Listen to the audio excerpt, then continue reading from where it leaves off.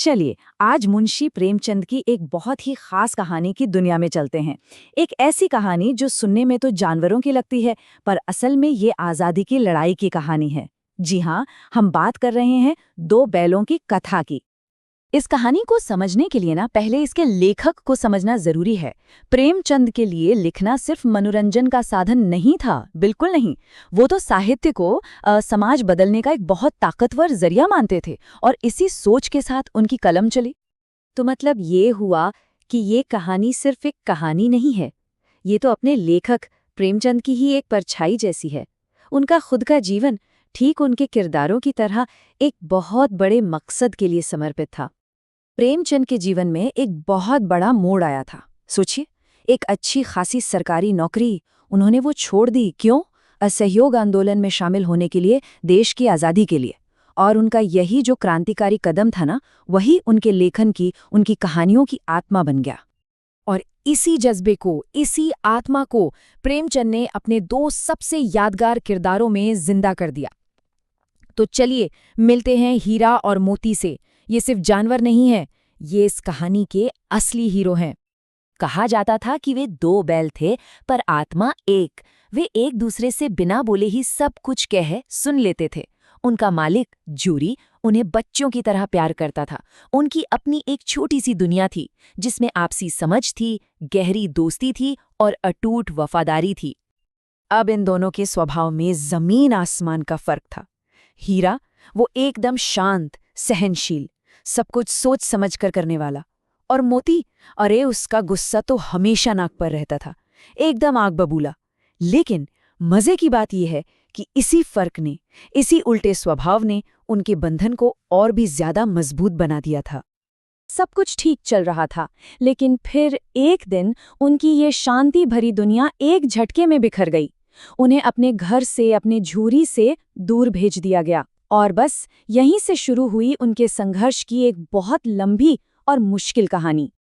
घर वापस लौटना कोई आसान सफर नहीं था। ये तो जैसे इम्तिहानों की एक पूरी सीरीज थी। हर कदम पर उनके साहस, उनकी दोस्ती और आज़ाद होने की उनकी जिद का टेस्ट होना था। नई जगह पर उनके साथ बहुत बुरा सलूक हुआ, रूखा सूखा भूसा।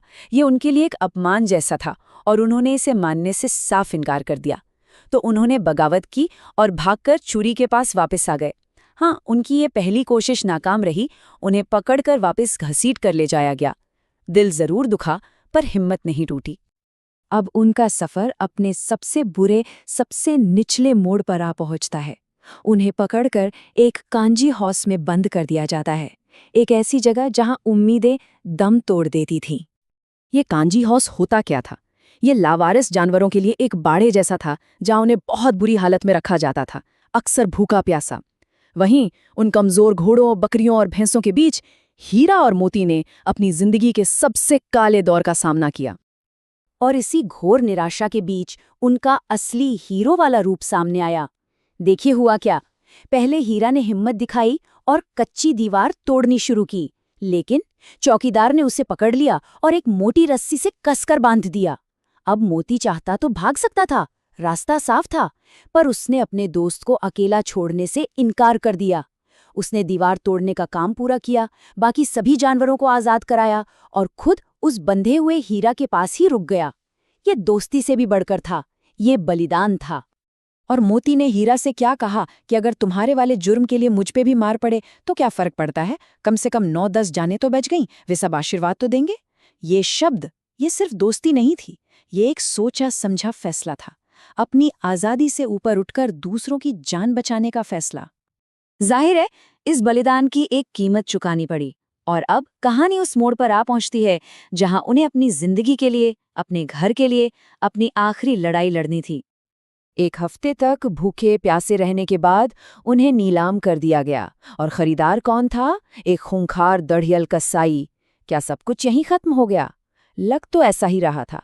उन्हें हाँक कर ले जाया जा रहा था। वे कमजोर थे, हारे हुए थे कि तभी एक जाने पहचाने रास्ते पर उन्हें उम्मीद की एक छोटी सी किरण नजर आई।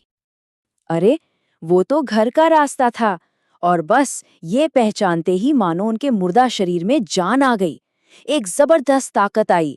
उन्होंने रस्सियां तोड़ी और ऐसी दौड़ लगाई, ऐसी विजयी दौड़, सीधे अपने झूरी के घर की ओर।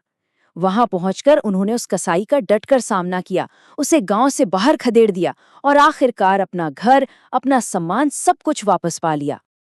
तो उनकी ये जबरदस्त यात्रा तो पूरी हो गई, लेकिन इस कहानी की असली ताकत, इसका असली मतलब, वो तो जरा और गहरा है। सवाल ये है कि ये सिर्फ दो बैलों की कहानी क्यों नहीं है, क्योंकि जैसा हमने शुरू में बात की थी, प्रेमचंद जब लिख रहे थे तो वो सिर्फ एक किसान और उसके बैलों की कहानी नहीं सुना रहे थे, वो असल में पूरे देश की कहानी कह रहे थे।